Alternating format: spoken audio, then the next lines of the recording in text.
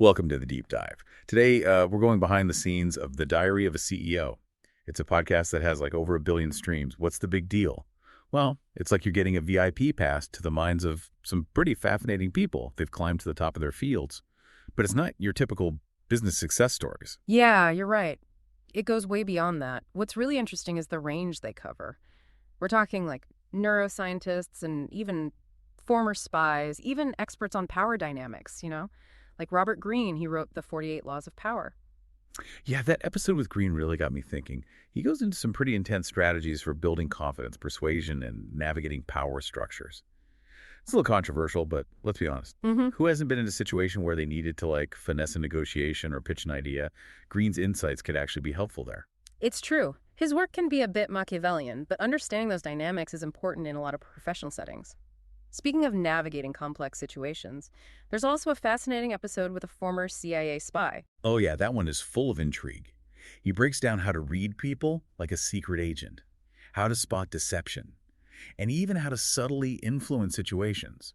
Imagine being able to decode those subtle cues in like a meeting or negotiation. It's about developing a deeper understanding of human behavior. It's valuable no matter what field you're in. But this podcast isn't all about strategy and power plays. There's a lot of focus on personal growth and well-being, too. For example, there's an episode with a neuroscientist who talks about the connection between stress and, get this, belly fat. You're kidding. What's the connection? Well, Dr. Tara Scored explains that when we're stressed, our bodies release this hormone called cortisol, which, among other things, can actually be detected in our sweat. She highlights a study that showed a correlation between consistently high cortisol levels and, increased abdominal fat. It's a fascinating example of how our emotional state can directly impact our physical health. That makes you think twice about those high-pressure deadlines. So it's not just about appearances, it's about our overall health. But she doesn't just leave us hanging with this scary statistic, does she? Of course not. She offers practical strategies for managing stress and improving brain function, things like mindfulness meditation, even specific foods that can help. Okay, so we've got spies, power strategists, neuroscientists. It's clear that The Diary of a CEO is not your typical business podcast. What else stood out to you as we were going through these episodes? Well, one thing that's really fascinating is how this podcast challenges conventional wisdom. Like the episode with the Harvard professor who debunks common myths about exercise, sleep, and even sugar.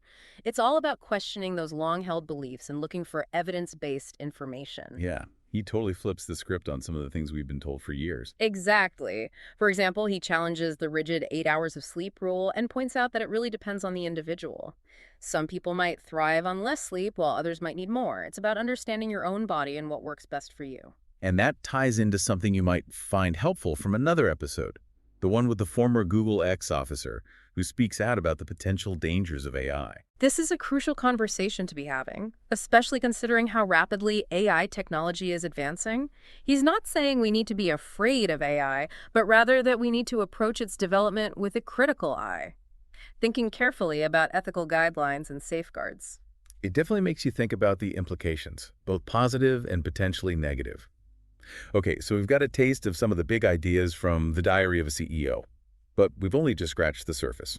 Welcome back to our deep dive into The Diary of a CEO. We've just started to explore some of the thought-provoking guests and themes, and there's so much more to uncover. I'm with you. One thing that really resonated with me is how much this podcast emphasizes personal growth and mental well-being. It's not just about crushing in the business world. It's about taking care of yourself, both mentally and physically. Absolutely. It's about recognizing that true success is holistic. It's not just your professional achievements, but also your emotional well-being and sense of fulfillment. Remember what Dr. Tara Swart said about stress? She highlighted the importance of things like mindfulness and meditation for managing stress and improving brain function. It's almost like she's saying you can't pour from an empty cup.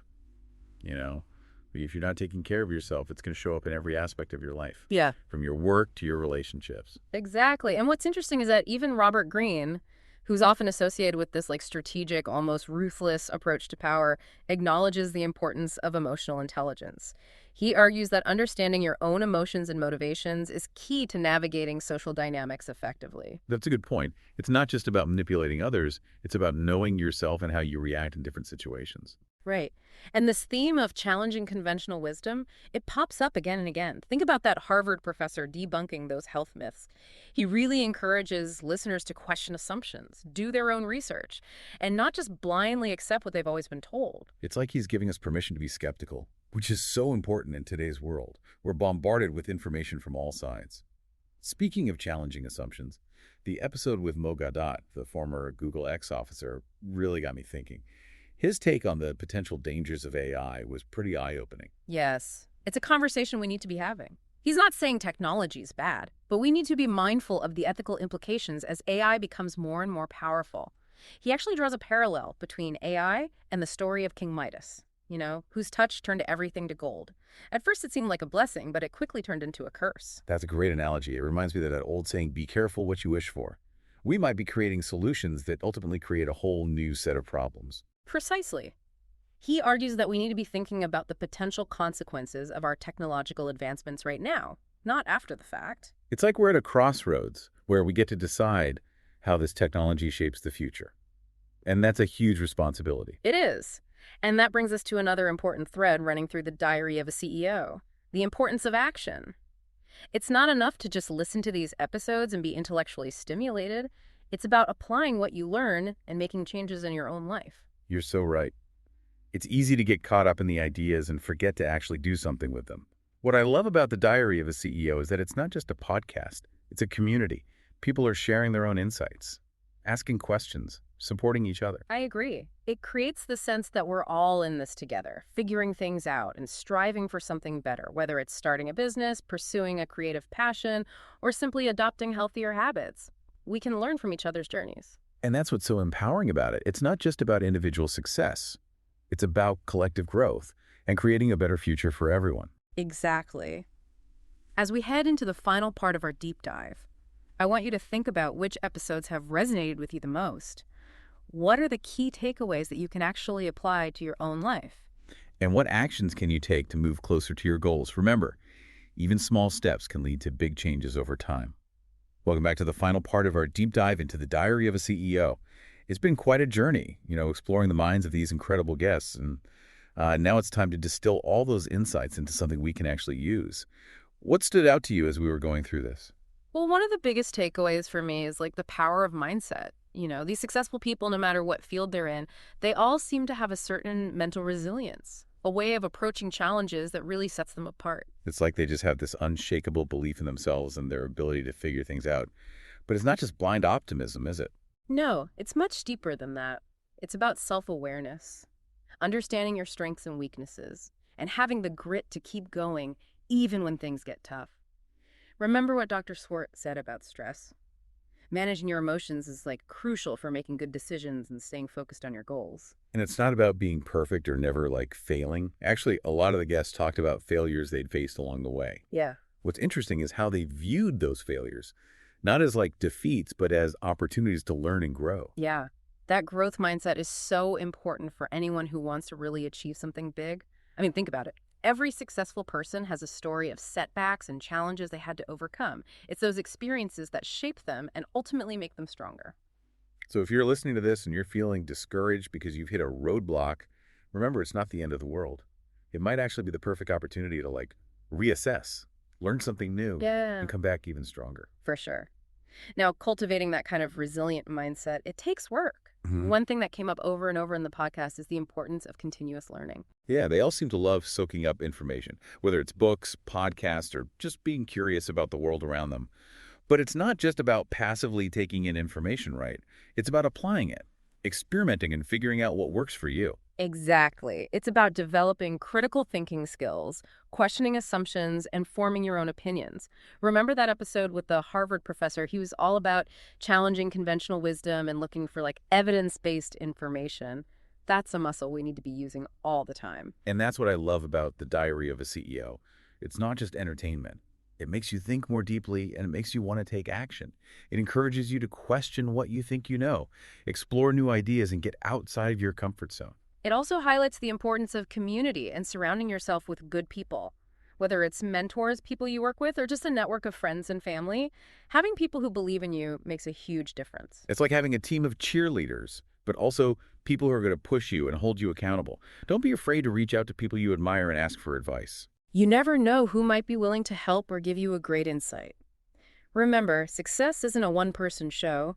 It's about working together, connecting with people, and building relationships that are good for everyone. So as we wrap up our deep dive into the diary of a CEO, I want to leave you with this. What's one thing you can do today inspired by what you've heard in these episodes? It could be reading a book that one of the guests recommended, reaching out to someone for advice, or setting a small goal that gets you closer to what you want. Remember, even small actions can make a big difference in the long run. Exactly. And that's what this deep dive has been all about, taking inspiration from successful people and figuring out how to use it in our own lives. It's about understanding that success isn't some magical formula.